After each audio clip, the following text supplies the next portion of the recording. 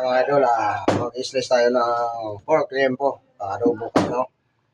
Dito mga idol, reduce na natin kasi kaya medyo maliit lang. Gawa ng pang-content lang ito. Kaya umpisahan ko na agad sa smooth lang.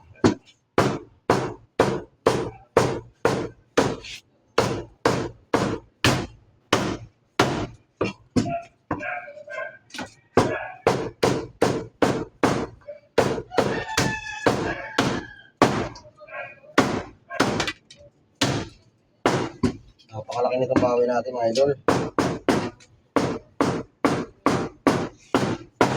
Kaya may katigasan yung ano niya, buto.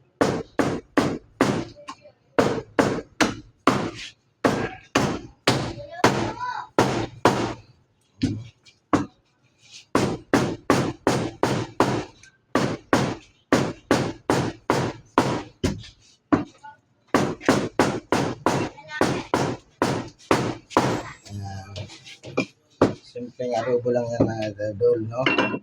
At dito mga tatad, pag sinabing kantin, kailangan quality ang kak, maayos ang servisyo mga tatad. Para ang ating kantin, ay ganahan naman umorder. Yan lang mga tatad, technique lang, hindi lang isang buhay tindero. Thank you.